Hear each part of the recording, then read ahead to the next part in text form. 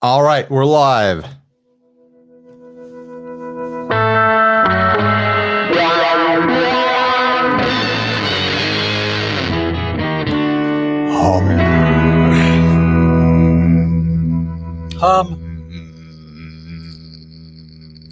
There we are.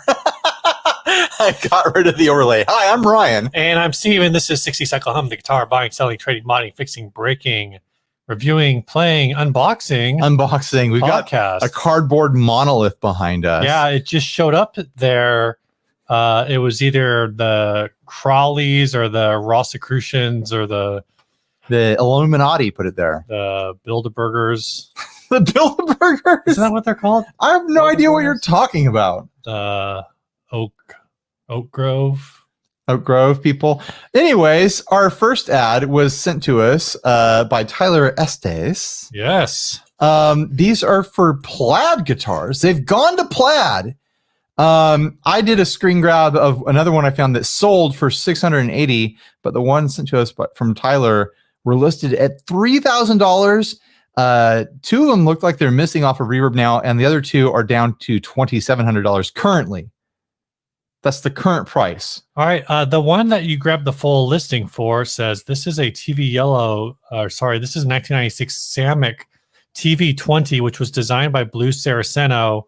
It has an ivory bound alder body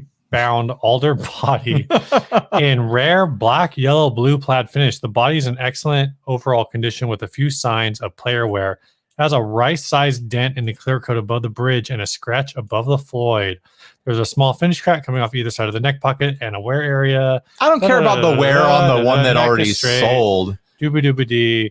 The guitar is hung on a wall in my game room as a piece of art since 1999. The body, neck, and hardware have been cleaned. Okay. We don't need information. Comes with the case, Ryan. Okay, it comes with the case. We don't need information on the particular one that sold. I'm just looking at these like, oh my gosh, Plaid guitars. I've never seen these Plaid guitars before, and it's crazy that people are trying to get $3,000 for them. Yeah. When they're Samicks. I know Samick is a huge factory, and they made guitars as OEMs for basically every brand in existence. Mm-hmm. Your Fenders, your Gibsons, your Ibanez's, and everyone. I'm pretty sure a Samick factory is behind it. But maybe I'm just out of the loop. I don't ever remember hearing about any Samicks that are branded Samick going for $3,000.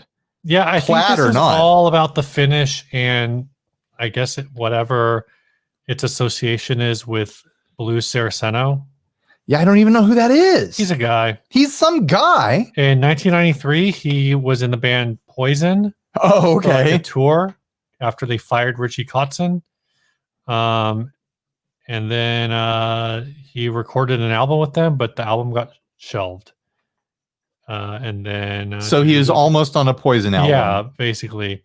He was in a band called he's known. Actually, I remember NAMM. I want to say NAMM 2018. I think he performed in the Ernie Ball booth, and I was like, "Who's that?" And people were like, "How do you not like? Oh, that's blues." I'm like, "What?"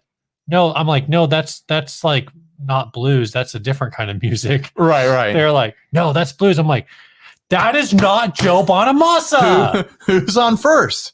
Yeah, that's what I'm trying to say.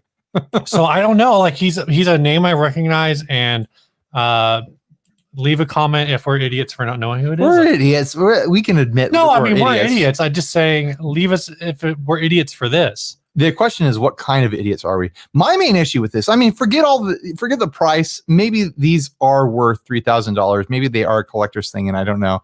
My main issue with this is I could never play a Plaid guitar because it would just disappear against me. Like, especially during the winter, I just wear Plaid pretty much every single day because if you're a man, there's really only 3 options for your shirts. You've got solid colors, you've got stripes, and you've got Plaid, which is kind of like stripes. It's just a lot of stripes going 2 directions. I didn't realize this when we were looking at this before, but in the corner, the blue and yellow one, that one's a Samick. Mm-hmm. The white one and the red and white one, those look like the same body shape and everything.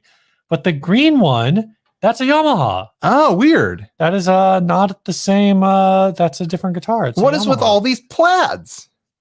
Yeah, what's going on? And that one, there's actually one of those watermelon ones on Reverb for it's sold apparently for 1,500. That's less than 3,000. So maybe someone bought a bunch of was buying all of these up, and they have to have all the Plaid guitars, and then decided to sell them or relist them. Also, apparently, Blues is an Ernie Ball Music Man player now, so not playing these things. Huh.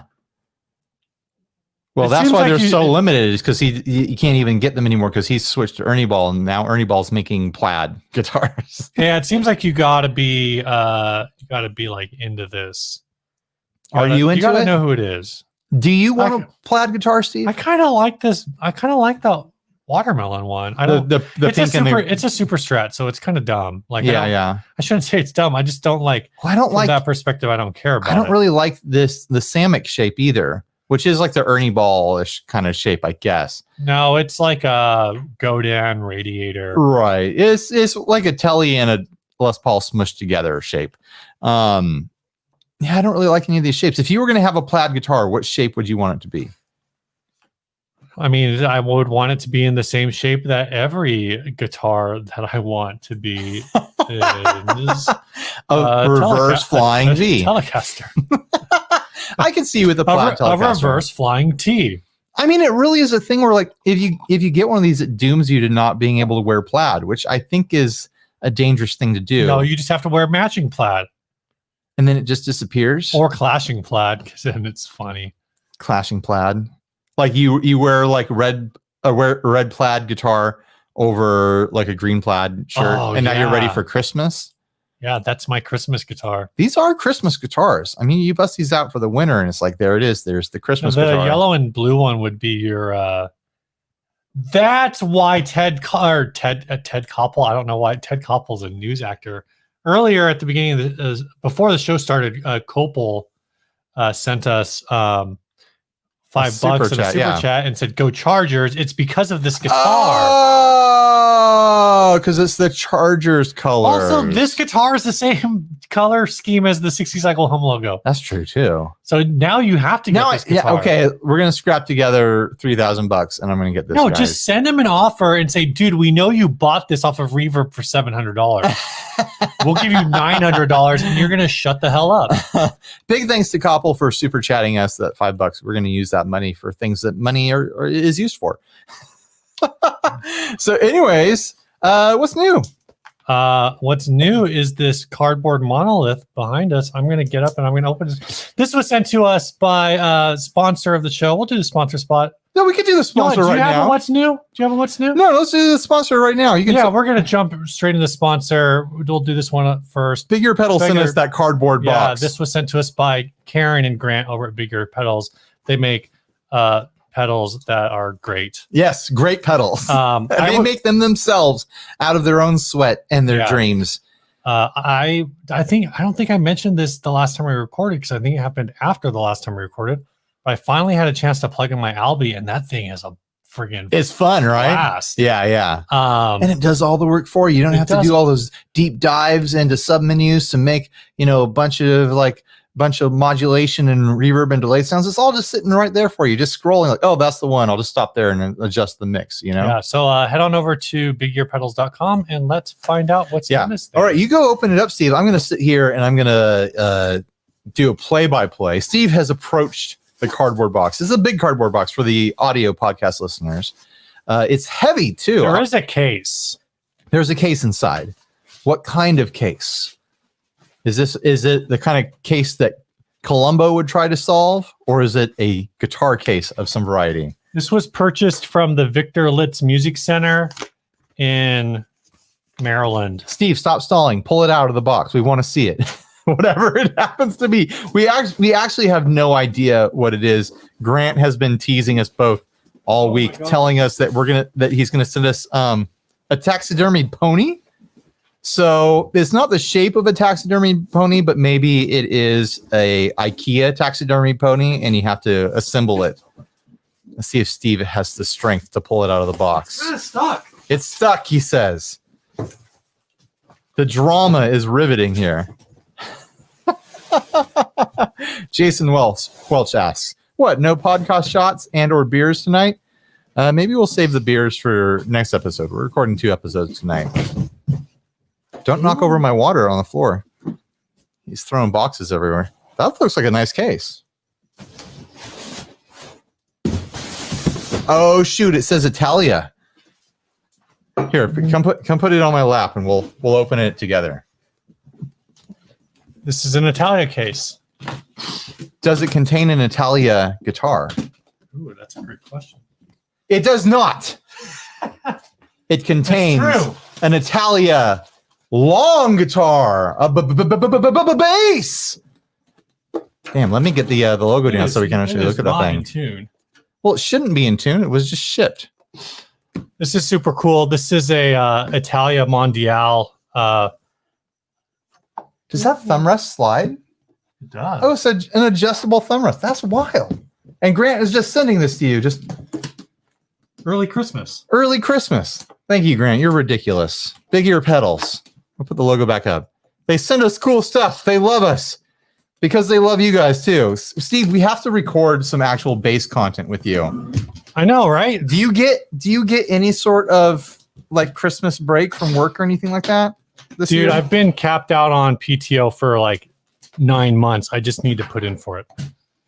You need to take like a day off and we'll record some actual like music content over here.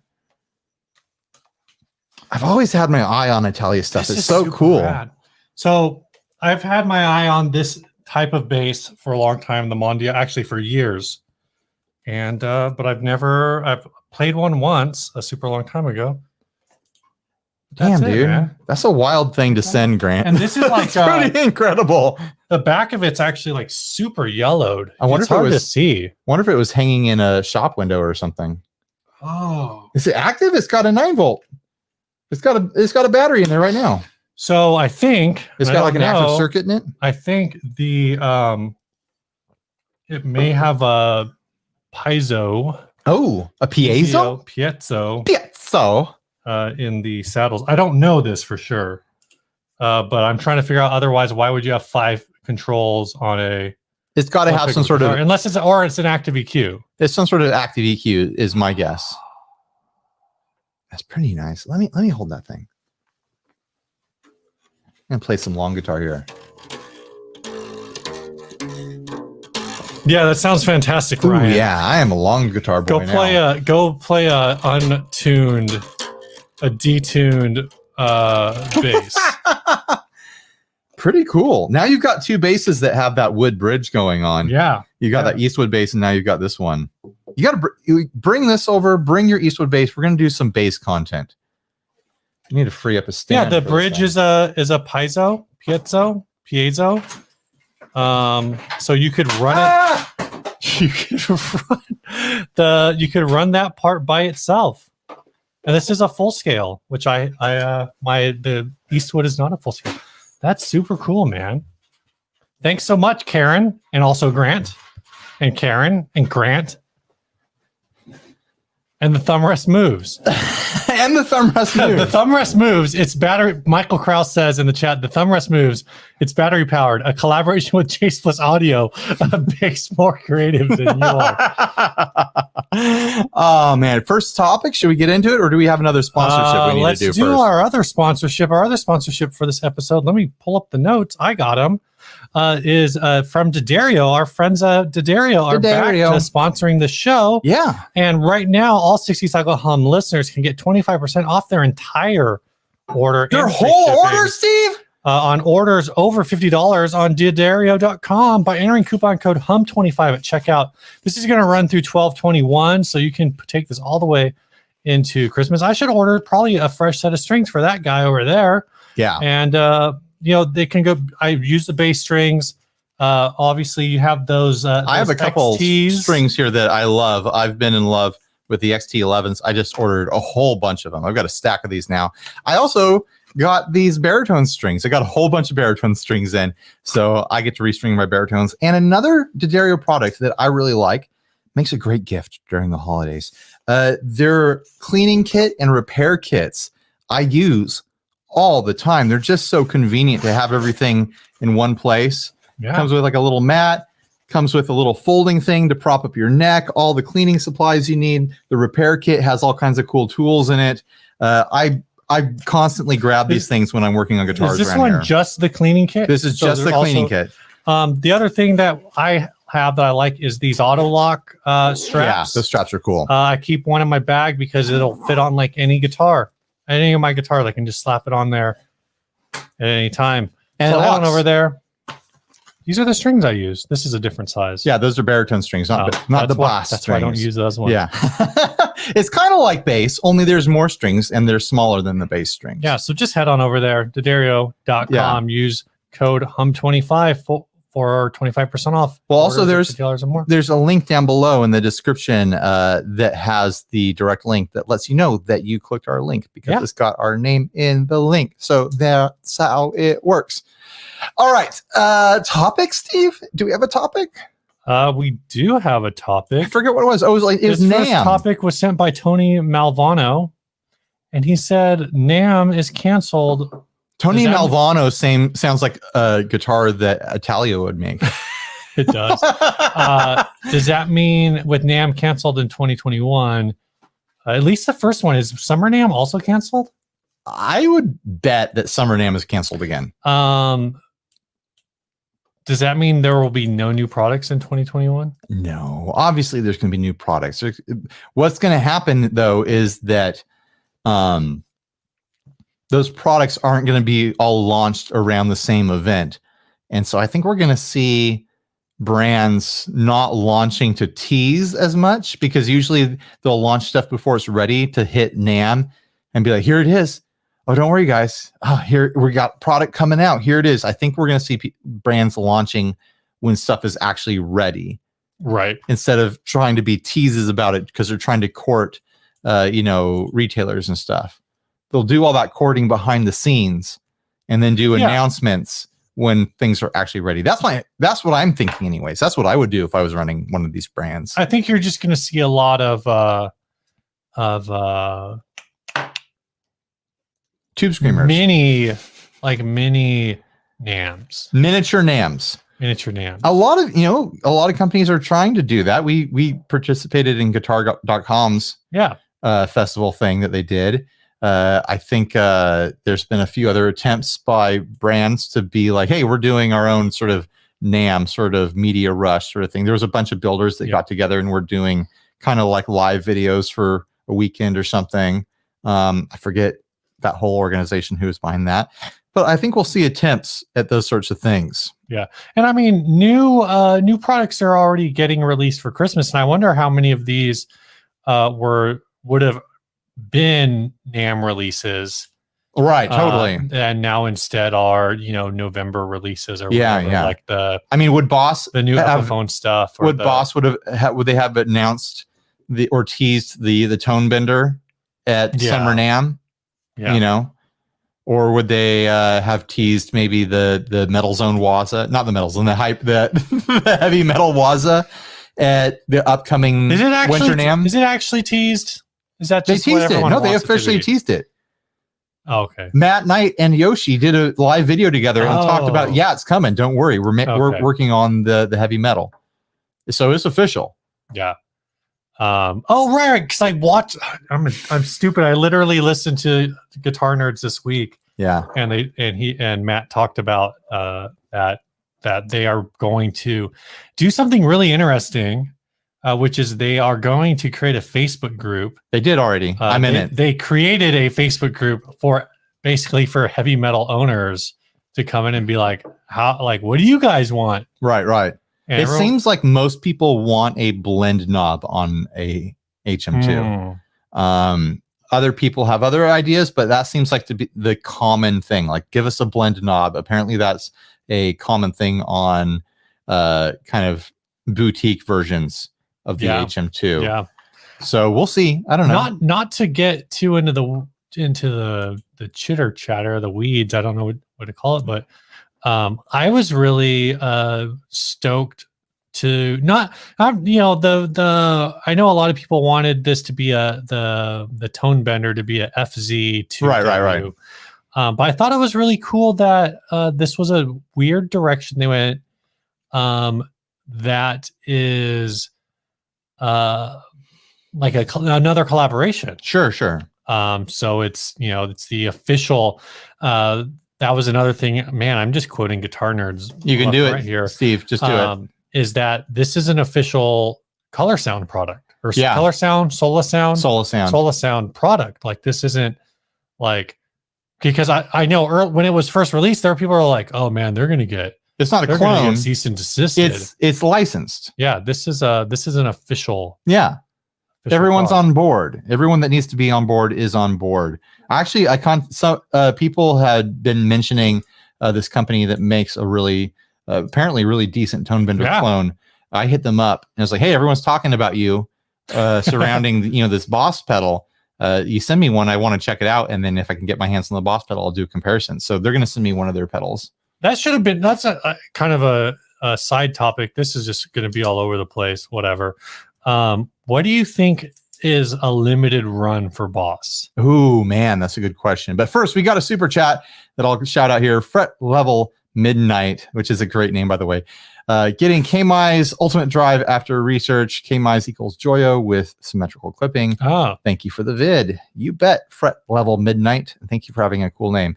All right, so what is a limited run for Boss? Because I think a limited run for Chase Bliss was 1,000. Yeah, and it sold out in like less than an hour. But then you see limited runs for other companies. I think we've seen limited runs from like Keeley and stuff when he's got a small box full of special transistors. He'll be like, okay, there's only 50 of these.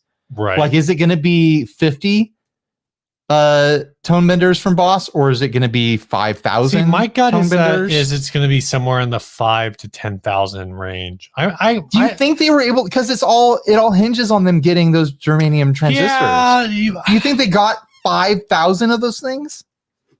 Sure, why not? I don't know. Like my gut is 10K. Sassy Cat says 10K question mark. My gut is 10K. I don't know why. I'd think, man, they always make it seem like those things are so rare and you can never get them in huge batches.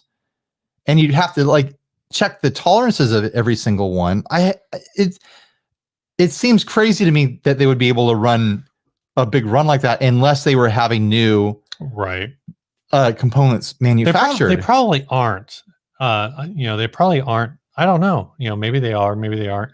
Well, and the other thing is even if they do get them manufactured, I guess like a big part of it is that all these components have to be hand selected. Like they have to be, hand checked and whatever. Well, that's the whole Waza thing anyways, that they're being made in Japan. Right.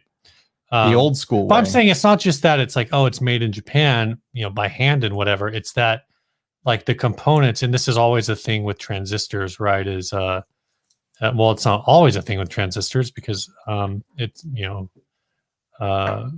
it's whatever. But like you don't have to check transistors. You could just buy a bunch of like NPN whatever number transistors and be like, there you go, that's it.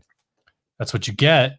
Or you can do that whole thing, and you can do that with the resistors and caps. And a resistor might be, 100. I don't know, like 100K resistor might have from a certain brand might have a tolerance of like 10%. And you're like, you know what? Every pedal that I build, I want this resistor to be within 5% or whatever. And so you're going to check it all. Right. I don't know.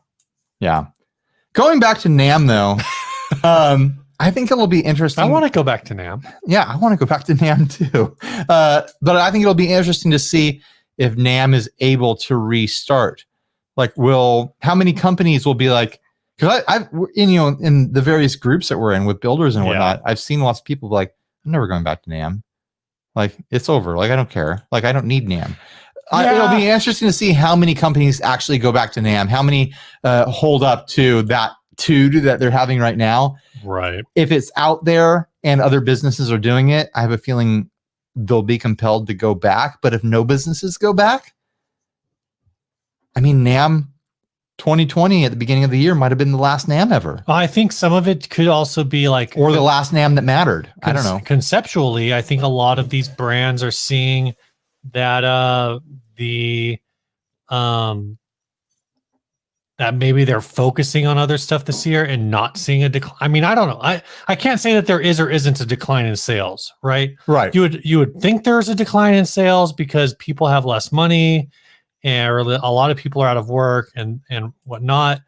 But at the same time, it kind of seems like at least some of the companies are still figuring it out and doing okay. Business has continued. Everyone's still making sales. Everyone's still shipping product, and they've done it without NAMM. Yeah, and so this could be that shift, and where people are saying, like you said, like, well, maybe I can market into these stores just with like I'd call it like traditional new marketing, right? Like you're not relying on Premier Guitar ads or whatever. You're just relying on YouTube or on Twitter, Instagram. Pay us $50 and we'll post a picture of your gear on Instagram. The false premise of NAMM, since we've been going, is that, oh, this is supposed to be a place where the builders and the manufacturers are networking with the retailers.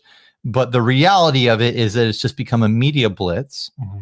And, any business that they're doing is probably pretty minimal. Yeah. So maybe we'll see it transition all the way to just be like, oh, no, this isn't for business. This is just for media exposure. Right. Like, let's just completely, because everyone's already done all their business online over the phone, however they do it, traveled to the retailers that are big enough to be traveled to. And the rest is just media blitz. The NAMM museum is like 30 miles from us. They should just, they probably have a couple rooms there they could set up as recording studios. Just be like, all right, guys, here's the deal. Contact a bunch of companies, send us stuff. That place isn't that big. Never mind. It's not very big over there. Bad. That's a bad idea. This idea won't work. But I think we could see a shift in how NAMM is treated by the manufacturers and the guitar industry anyways, because a lot of the builders in the guitar industry are super small compared to, the bigger boys that display at NAMM. Like a fold out table with, a couple pedals on it is way different than the booth that's got a second story on it. And they're hauling in grand pianos and whatever. A lot of these companies just barely exist as far as guitar stuff goes. So I don't know. I'm looking forward to it. I miss hanging out with everyone. I miss the social aspect of it. Whatever happens, we need something like that to replace it. Mm-hmm. I miss sharing an Airbnb with everyone and waking up hungover in the morning and eating cold double doubles out of the fridge. Dude, cold double doubles is where it's at. Dude, next day cold double doubles.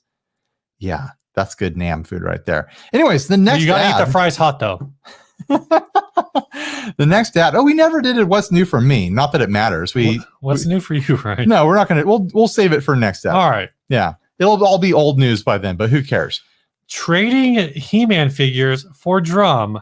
I need a good condition snare drum, 8 lugs, Tama, Pearl, or Yamaha, or well-kept hi-hat cymbals, Sabian or Zildjian bronze or similar. I will trade you 10 He-Man figures, Skeletor, Snake Mountain Castle, Spider, Walking Dragon, and Armored Car. I don't know the value of these toys, but I feel like he's probably gunning for a pretty nice snare drum here, because this sounds like the full set. I feel like the Skeletor, Snake Mountain Castle's it sounds legit, right? It's been a long time since I was a He-Man boy. That was early 80s. Oh, maybe not. This is only $27 on eBay. Okay, he wants a trash snare then. But my thought with this, I mean, we don't need to keep looking at the ad. Here's a $100 one. We get the gist of it. If you were going to trade some musical gear that you had for a bunch of nostalgic toys, what toys would you trade for? Like if you say you've got something worth like $250, like a pedal, a speaker cab, something like that. Yeah. And a trade comes up and they're offering the toys of your nostalgic childhood. What gets it for you? So the problem is, I think the first thing that came to mind, It's just going to end up being actually, like a chemistry set or something boring. the actual first thing that came to mind was a speak and spell. even though I wasn't super, oh dude, that would be cool. Even though I wasn't super into it, super into them was like Ninja Turtles. Oh man. But then my thought was like, you know what? Like I could expand this out. I felt like this could have been a toy for me, even though it wasn't. And I'd have to frame it maybe in a certain way. It was a toy for Steve, and he needs to frame it a certain way. It's about to get weird. Would be like baseball cards. Oh, but so you trade for baseball cards. But then the problem is none of the baseball cards of my childhood are worth anything. Because the 80s were fraught with overproduction. Oh, yeah. I had a friend in the 90s who got some baseball card, and he was like, "This is worth $500," and he put it in plexiglass or whatever, and locked it in his dad's safe. And his thought was like, "Oh, this is going to pay for college someday." Yeah, I mean, there's certain older anyway. Yeah, it's a whole thing.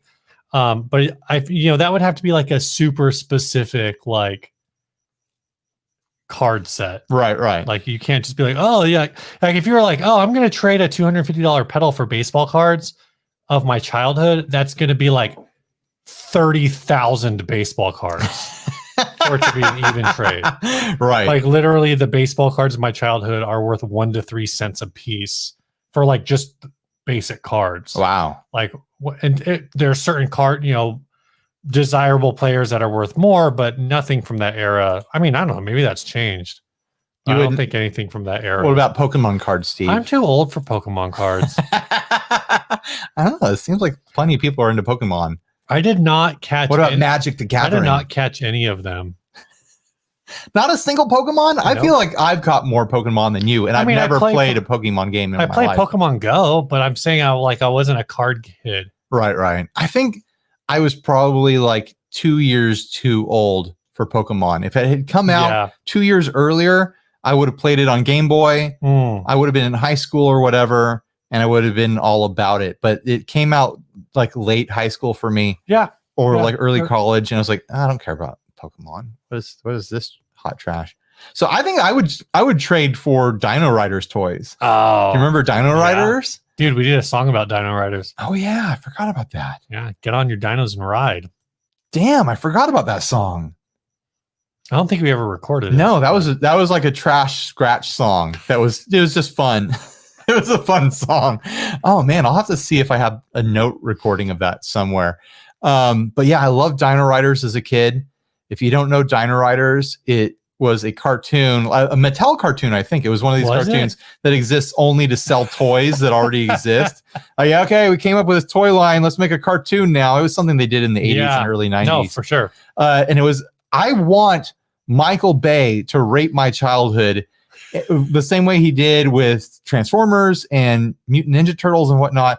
Take Dino Riders. It's a perfect property for a movie. Future people traveled back in time into prehistoric times to fight aliens while riding dinosaurs that are mounted up with lasers and all kinds of missiles and stuff like that. It's sitting right there, Michael Bay. Explosions and dinosaurs and aliens and future people with spaceships and stuff. So much hype. So Dino Riders, guess how many episodes of Dino Riders? There's probably only like 18 episodes. Yeah, Dino Riders lasted one season. Mm-hmm. That's how all those shows were. 14 episodes. This was the music was a Saban Levy joint. And it was made to launch Tycho Dino Riders toys. Tycho, yeah. They were rad toys. Dinosaurs plus aliens and lasers. It was rad. It was a rad time to be alive. Somebody in there said they have Nissan says he has Beast Wars figures. I never got like super into Transformers. When I was a kid, like I was a Lego guy. There might be actually, I love Legos. I could probably see like dropping like a $250 pedal for like a classic like, oh man, the Lego space monorail. Dude, that thing's got to be worth more than $250. Yes. No, like I'd probably throw a pedal at some vintage like Blacktron space stuff. Yeah. No, I'm thinking that was like my even- childhood I'm right thinking there. even like pre-Blacktron. Yeah, I know. You're talking about the the blue space stuff Yeah. with the yellow plastics and the movable arms with the grabbers and Yeah. stuff like that. Who would play Chitara in live action Thundercats? Well, we already did a Cats movie. It didn't turn out so good. Let's not do a live action Thundercats. That's not necessary. Last thing we need is, space cat buttholes on screen. Wait, does Chitara not wear clothes? I don't know, man, but they did that movie Cats and everyone was talking about how there's buttholes in it. Dude, that movie had to have launched an entire generation of furries. Gross, dude. Or it scared people out of it. Like, No way. It's like, this is where this is going. No, thank you. There are a bunch of people going like, yeah, these are my people. All right. Time for a sponsor. Yeah. Speaking of Cats, the movie, this next sponsor is Sure. Oh, hey, sure. I'll pull this one up here. This is in partnership with Sweetwater. They want you to know lots of price drops on Shure products, including several of their most popular microphones, wireless systems, headphones, and the KS-M8 microphone is $100 off until the end of the year. Also, I've got a little overlay thing here. They've got this cool new microphone. Oh yeah, the MV7. Yeah, Steve, quick on the model number there. The MV7. It looks like a Shure SM7B, which is a very expensive microphone, but this is only $250, and it's a podcast specific microphone. So if you got a podcast like us, yeah, but you want to look really fancy pants and have people think that you're running the really expensive studio mic, you get this thing, and honestly, it probably works better for a podcast than the SM7B because it's actually set up for your crappy podcast vocals or whatever. It looks cool. I want to know more about this MV7. But anyways, click the link we've got down in the description to take you to all of these Shure deals over there at Sweetwater. Huge thanks to Sweetwater and Shure microphones. I use an SM57 for all my demo stuff. It's overhead right now. Longtime fan of the SM57. Yeah. It is a workhorse for me. I use it all the time, and I recommend it all the time. I just recommended it to Pusheen, Mike Adams. He was like, "Hey, what lav mics do you use for all your videos?" It's like, I don't. I use an SM57, and his mind was blown. So, anyways, huge thanks to Shure and Sweetwater yet again, and on to the next sponsor, Chase Bliss Audio. There we go. Chase Bliss Audio, they make pedals more creative than you are. With the digital brain and analog heart, it doesn't matter what you're looking for unless what you're looking for is a flanger. Don't even ask. Just don't. I've heard that the Spectre is going up. Oh, it's like $600 on Reverb on now. the used market. People are paying a big chunk of change for those flanges now. So maybe they'll bring the flange back. Yeah. I'm telling you, when the next round of Bliss Factories come out, I'm planning on jumping on that train. Yeah, I want one. I've been watching people's videos of them. Like, damn, is doing what I want a Chase Bliss Fuzz Factory to do. It's doing the crazy things. It's making all the chirping, squealing, like theremin sounds. They look like a lot of fun. So yeah, go check out chaseblissaudio.com. Support them because they support the content that you love. Show after show, episode after episode. Huge thanks, Chase Bliss Audio. All right, album review? Is that album review? Album time. Review. Kings of Leon. This week's album review. Let me find my notes. I didn't even screen grab my notes because I took so few, but I already know what I'm going to say. This is Kings of Leon, Only by the Night. This is their breakout album. This is the one that made them famous. This is the album that made them famous. Just off the top, the first track, I listened through this album twice because I listened through it Monday and I took notes today. I said, I feel like this album starts off maybe not the strongest start, but it's an interesting start. Sure. And the problem is I already had listened to the rest of the album. I'm like, why is this album? Why is the first song more interesting than the rest of the album? Also, this song and multiple times through this album, I just kept thinking like they were really trying hard to channel Bush. Interesting. Yeah, I made a note. Well, let me dig in and plant my heels and establish where I'm going to go with what I think about this album. My wife, for a long time, has said that she thinks the singer sounds like me. Like the way I sing is the way he sings. Like there's some sort of vocal thing happening that reminds her of me when Kings of Leon comes on the radio. Yeah, that's what I think too. But then I'm sitting there listening to it. He's a way better singer than you, Ryan. Yeah, obviously. I'm sitting there listening to it and like, is that what I sound like? This is so annoying. I don't. and then I started to think, you know what? I really like a lot of the instrumentation here. There's a lot of interesting stuff going on with the band. The singer, I'm just not into the singer, probably because it sounds like me if it does. I don't think it sounds like you because I think he's a mumbler. I feel like, at least on this album, he mumbles. What's a line from one of their songs? What's it? I've been. Let's see if I can do it. I can't remember the words. Ryan. Sing a song. I've been waiting around. Yeah, see, you have like this high. But that's what he does. No, but and he's got like a little bit of vocal fry on the edge of everything. I don't think I don't feel like okay. But anyways, one of my notes was I would find this a lot more interesting if it was a more middle of the road, like 90s alternative kind of voice. Like if it was a Scott Weiland, if it even was a Michael Stipe, if it was a Gavin Rossdale, like you just said, like that kind of middle of the road, more standard kind of sounding voice. I guess there's some notes he hits. It's just that way he sings. I think it would work like for half of a song across a couple songs, but because it's the same vocal styling throughout every single song, like it just starts to get exhausting to me.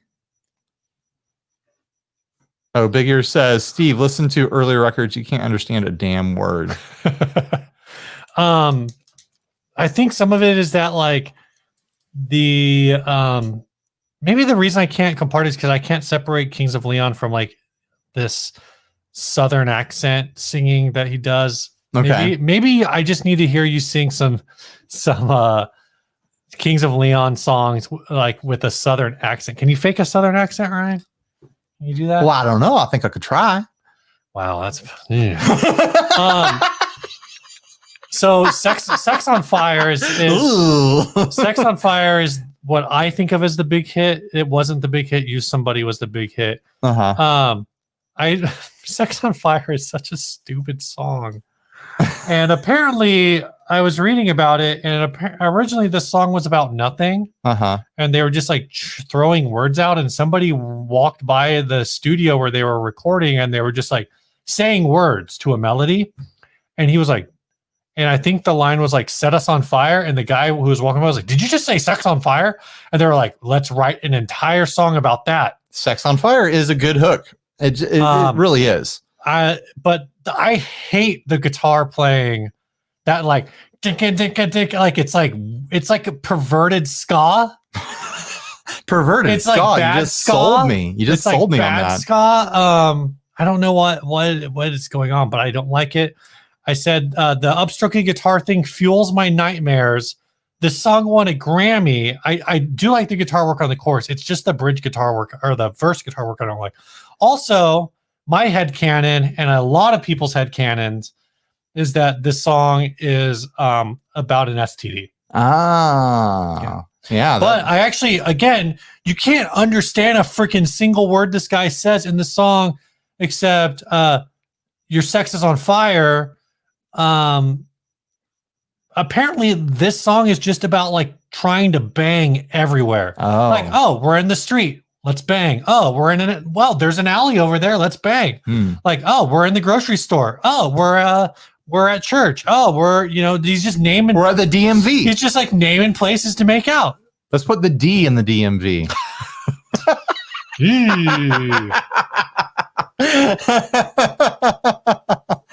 Man. You say maybe DMV stands for dick, meat, vagina. Oh my gosh. That's terrible. I mean, I'm never going to forget it now, but it's terrible. There's a song on this album called 17, and he kept saying like she was 17, and I looked it up and I was like, oh, you were 26. Uh-oh. Ooh. One of my most damning comments on the album is I got about 2/3 of the way through it, and I was like, you know what? I kind of wish I was listening to Silver Sun pickups instead. That is a damning comment from you. Yikes. It's just so much sameness. It's one of those things where they have a formula and they just do it over and over and over again, and they were able to get some radio hits out of it. Good for them. Good for them that they're making a living doing this stuff. But it just got a little bit exhausting to me. I did enjoy the instrumentation throughout most of the album, but it seemed like the mix of it was super low. Like the vocals are way on top of everything. It was almost mixed like a praise and worship album. It does kind of have that vibe, and I don't know what came first. I definitely think I have heard one of the songs on here that somebody like took the guitar part. Oh no, I'm thinking of a Killers song. Never mind. Right. Also, if you like Kings of Leon, why? The Killers already exist. I don't understand Kings of Leon. I was listening to this at work. One of my coworkers was like walking by and he goes, "Oh, you're listening to Only by the Night?" And I go, "Yeah, I picked this album to review tonight." And he goes, "Oh man, that's their best album. This is this is such a great album. It's one of my favorite albums from college and whatever. And I'm just like, oh, oh, cool. And then he texts me later and he's like, "Hey man, let me know what your favorite song was." I don't know that I had a favorite song. Yeah, me either. I don't think any of these songs jumped out as like, oh yeah, I love this one. I know of the singles. Notion was my favorite single of these of the songs of the singles on here. The 10th track, Be Somebody, I said I like the start of this, but then after I typed out that I like the start of this, I realized it's because it sounds like U2. I was like, oh cool, you made a U2 song. Cool. Even like the end of the song has this breakdown in it that sounds like a breakdown off of like Joshua Tree, which I know we reviewed like a month ago. And then the last song on this album just sounds like montage music from a CW teen drama. That's a good way to put it. We have a shared experience with this band in that we were at a party probably 15 years ago. Okay. And someone was talking to us about how they went to go see U2, and they were just bitching and moaning that they had to sit through Kings of Leon. Oh, really? Opening the set, opening for U2, and they're like, we had to sit through this awful Kings of Leon band, and they're just so obnoxious, the way they act like they're rock stars and stuff like that when like U2's about to play. And I think both of us at that time were like, damn dude, why are you so angry about Kings of Leon? But now maybe 15 years later, I get it. I just because I always only just heard the radio hits, and I was like, they're fine, I guess. I don't know. This is one of those cases for me where, this is a technically proficient album. It's not bad. Right. I wish the instruments were mixed higher in the mix, and I wish that the vocals were offset with something to break up the monotony. Yeah, a lot of people love this band. This album came out in 2009? I don't even know what I was listening. In 2009, I was listening to the same music that I was listening to in 2003. Let's be honest. Sure. 2009. Now we all know what you were 2009. listening to. Yeah, no, you do, because you've been Jimmy Eat World and Weezer.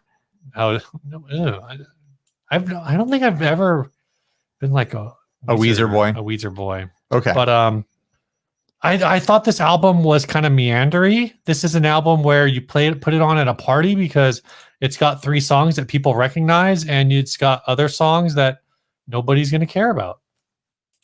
That's true.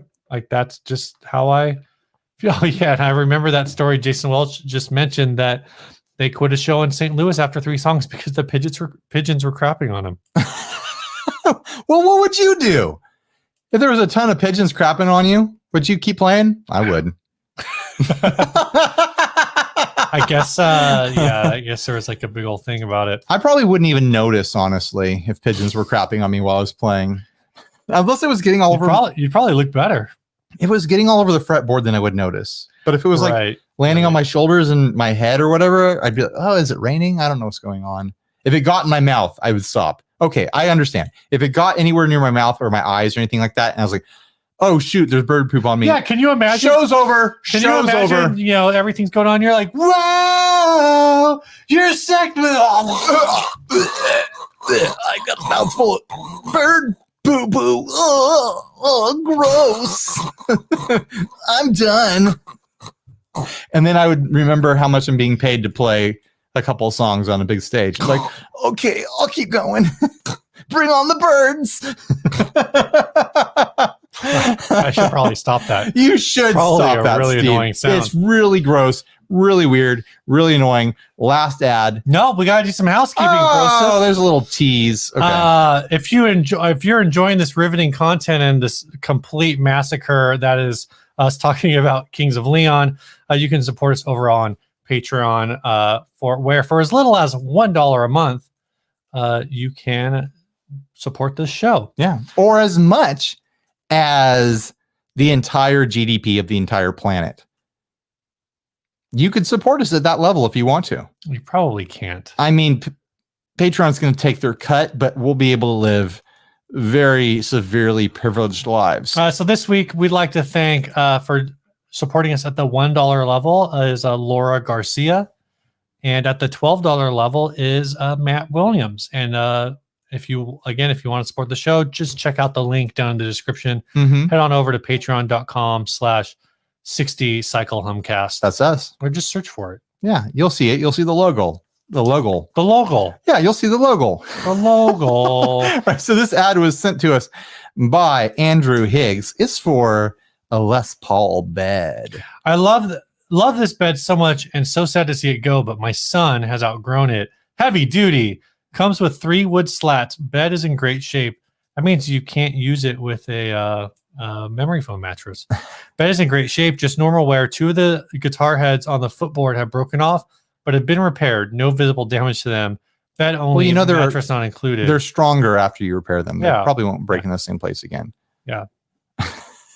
That's a Gibson joke. The premise of this ad is false because your son's done with his guitar. Your son's done with this bed. You moved this bed into the master bedroom, baby. Oh, it's only a fall.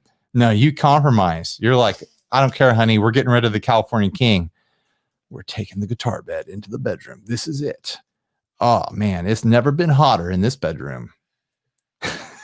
This is a bad idea. Never have a guitar themed bedroom. So I was trying to figure out what this liner is. I want to know if this is real. I looked through all the pictures in the actual ad for this. I want to know what this wallpaper, the sports wallpaper is. Oh yeah, you saw the sports wallpaper. Because I want to know if these are like actual professional athletes or it looks just like pictures. It looks like every sport. I see there's baseball, basketball, hockey, football and golf. Soccer. Sorry, there's no golf. All the sports, every sport. I'm sure if we could see behind the bed, we'd see the high diving back there. Yeah. What do you know what these figures are? What's up with these figures? Anybody know what these figures are? They look like army men, but I doubt that they are. That is such a large display. They look very specific for these things. Yeah, well, the problem is I don't know what they are. So short of being able to read what that says, what are those? What are they? Solve the mystery. Nissan would know. Also, this is the ad that Emily Harris commented on, saying whose kid has a globe these days, and everyone was like, everyone's kid has a globe. Kids love globes. Okay, they're selling the bed, not the globe. They're keeping the globe for the kid. Kids love globes. Yeah. I wanted. How old do you think this kid is? Oh, he's probably in his teens now. I bet that was a bed for like a 10-year-old to an 11-year-old. I hope. Yeah. It might be a teenage bed though. It seems so impractical. Like they mentioned the headstocks broke off of the footboard, and I believe it. There shouldn't be any left over. And maybe that's me speaking from my tall privilege, my tall experience being a tall teenager. I would have kicked every single one of those off in the middle of the night because my feet hung off of every single bed ever. Yeah, same. Craig Lee's kid has a globe. You just said that. Karen from Big Ear says, dude, he's 45. He finally moved out, and his parents were like, all right, time to get rid of the guitar bed and the globe. Globes are nerds' fidget spinners, says Kevin Hernandez. That's kind of, you're not wrong. You're not wrong, I guess. Did you have globes in the house when you were a kid? No, we were an encyclopedia family. So you had maps. I had maps, and I had the complete 1981 or 83 or something Collier's encyclopedia. We had some sort of crazy encyclopedia set, and it would be fun to crack them open and see like all the medical diagrams and stuff like that. Nissan says that's a Monsters in My Pocket set. If you collect them all, you get a mountain display case. What? That's crazy. This guy might be older. Isn't Monsters in My Pocket like an older thing? I have no idea. Yeah, so Nissan says it's from the 90s. This dude is old. Or it's a kid with mature tastes in toys. Yeah. This dude's probably in his 20s or whatever. Are they just getting here? This is a situation where the kid moved away for college, and the parents are finally like, okay, time to convert his bedroom into a computer room. He's never coming back. Yeah. Because it looks too clean. The whole thing looks too clean for it to be lived in by a current young person. Steve, do you want this bed in your life? No. Yeah, me either. I don't want... My wife constantly like offers like, oh, hey, you could put guitars in this space here, decorate this part of the house with guitars. Like we have a couple of guitars around the house. I don't want to be reminded about guitars in every room of the house. Like, let's let other rooms be other rooms. Like, I've got a garage full of guitars. Like, we can chill out on the guitars. Someone should just make a bed that's like that, but it's got cut out like spots to mount your own guitars in there. If you're gonna make a bed out of guitar stuff, amplifiers, safe space saving. Why is that so hard to say right now? Space saving. Turn amplifiers into bed frames. Sleep on 4x12 cabs turned on their sides as your box spring. Why would you put guitars on the headboard when we could have amplifiers? If you just made an entire bed out of 8x10 bass cabs, right, and then you plugged in like a giant amp, just turn the bass all the way up, treble mids all the way down, just plug a cable in, magic fingers, so it just starts humming. So it's just you got this hum because it's not plugged in anything. Now your bed's just vibrating all night. Or you take all the boxes from all the pedals that you bought and tape them together, and then make that your box spring. I saw a comment. Go back up. Y'all all are ageists, says David65. Who are we discriminating against with our ageism right now? I don't know. Go up though. Go up. Somebody said this was the bed. This is Ted Cruz's bed. What? Yeah, go up. Luis R. Feliu says that dude is the Zodiac killer. What? Oh, did SD Design? SD Design sent us $5. Yeah, thanks SD Design. We missed that when it came in. There it is. Show support for your favorite YouTube creators. Thank you, SD Design. SD, I saw you comment on a video like a week or two back that like one of your comments got taken down. I have no idea what happened. I didn't take any of your comments down, so I don't know what that was all about. But anyways, thank you so much for the super chat. We've got a couple super chats this episode. I wasn't expecting that. Everyone's in a Christmas giving spirit, I guess. So thanks to everyone for that. You want to tell us about the song, Steve? Yep, let me get it up here. This week's song is sent by Secondhand Daylight. Secondhand Daylight says, "Hi, Ryan." Hi. No, not Steve, just Ryan. You shouldn't read this, Steve. I should read it. I'm a huge fan of your show. Huge. My kids really love it too. I live in Prague, Czech Republic, and I have a band called Secondhand Daylight. Last year we had this song. It was a small hit locally. Anyways, you can have it for free to play. We don't mind. Cool. If you want some other track, we have a few. This year we've had a single / EP, and our album is just about finished. We're really indie, no management or label. just doing our own thing, etc. Hope you like it. There's an MP3 and a wave.